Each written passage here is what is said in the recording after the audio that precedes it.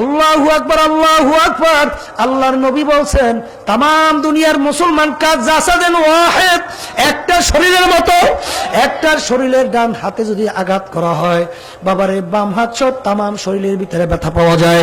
তাম দুনিয়ায় যে কোনো মুসলমানদের উপরে যদি অত্যাচার নির্যাতন চালানো হয়, আর মুসলমান যদি এতে ব্যথায় ব্যথিত না হয়, তুমি মুসলমান হইতে পারো না। জোরে বলেন কথা ঠিক না রে ঠিক?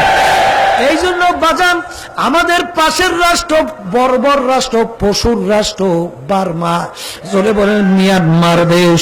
আহারে আমাদের মুসলমান আমার ভাই বোনেরা, হাজার বছরের ইতিহাস তারা ওখানে বসবাস করে আসতেছে।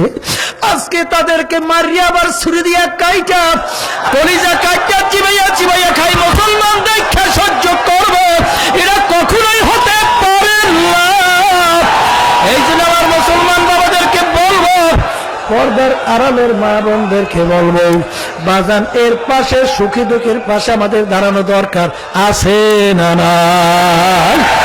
যদি থাইকাই থাকে ইসলামী আন্দোলন বাংলাদেশ, আল্লাহর ফজল ও করমে আমরা সামনের মাস আসতেছে, কি মাস?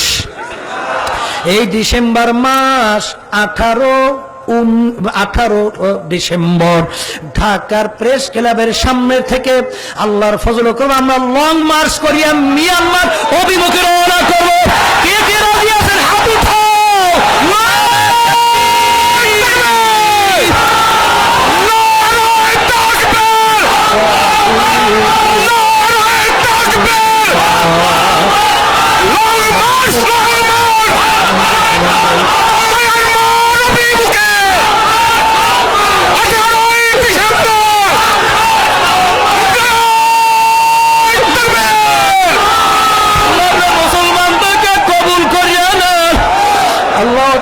নির্যাতন থেকে মুসলমান বাবাদেরকে বাঁচা। আল্লাহ আল্লাহ আল্লাহ আল্লাহ। এই সামনে ডিসেম্বরের 5 তারিখ আল্লাহর ফজল করমে ধাপে ধাপে আমরা জেলা ভিত্তিক প্রোগ্রাম করছি।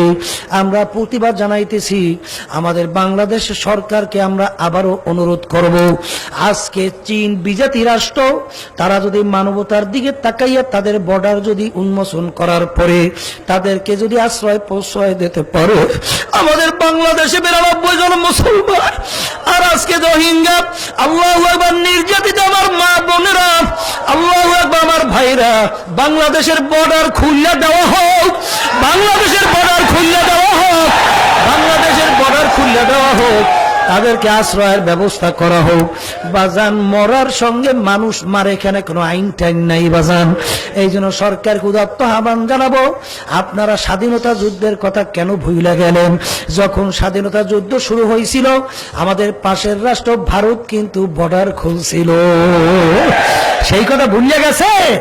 আর আজকে মুসলমানরা আজকে এখানে জায়গা লইবে, আমরা বলছিলাম সরকারের সহযোগিতা প্রয়োজন হলে আমরা ইসলামী আন্দোলন বাংলাদেশ তাদের পাশে থাকব। বাংলাদেশ সমস্ত মুসলমান, সমস্ত মানবতাবাদী তাদের পাশে থাকবে। তারপরে তাদেরকে আশ্রয় প্রশ্রয় দেওয়ার জন্য আমি সরকারকে উদাত্ত আহ্বান জানাবো। কি আমাদের দাবি কি ন্যায্য না অন্যায্য? ন্যায্য হয় সরকারকে বলবো যে আপনার আল্লাহর রাস্তায় আমাদের দাবি কি মানবেন।